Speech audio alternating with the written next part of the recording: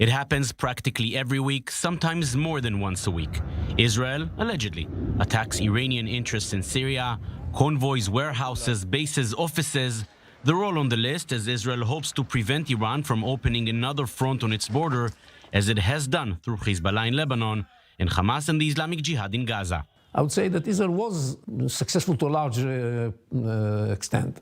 First of all, the Iranian entrenchment in Syria is not formed in a way that constitutes an immediate threat to Israel to the extent that the Iranians wanted it to be. It is a threat, but it's not as dangerous as it could have been because we pushed the Iranians from certain areas and prevented them from building capabilities. Does this mean Israel can claim victory in the so-called campaign between the wars?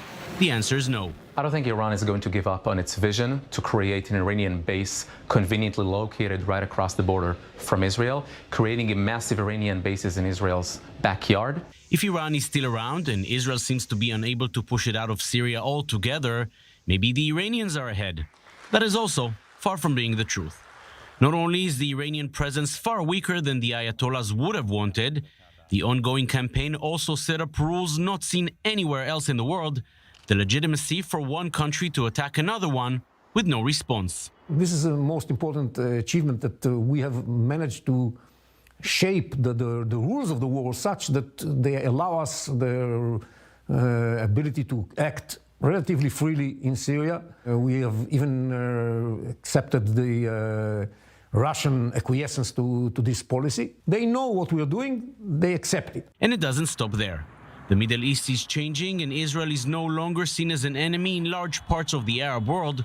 Much of that can be attributed to the undeclared war it is conducting in Syria. We prove to many opponents of Iran that we are a reliable and dependable player.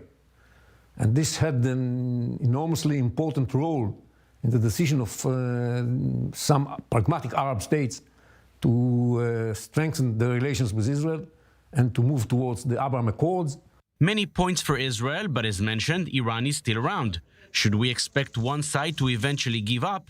Probably not. I think it's a war of eroding capabilities. I don't see both sides reaching a decisive victory. It's not going to be a decisive victory in the style of the Six-Day War, World War II, Yom Kippur War. The classic wars are not relevant to the Israeli-Syria situation. And I think in this space where neither side is intending to give up, I think we'll see this campaign going on for a very long time. It's a campaign going on for about a decade. Don't be surprised to see it around also in the decade to come.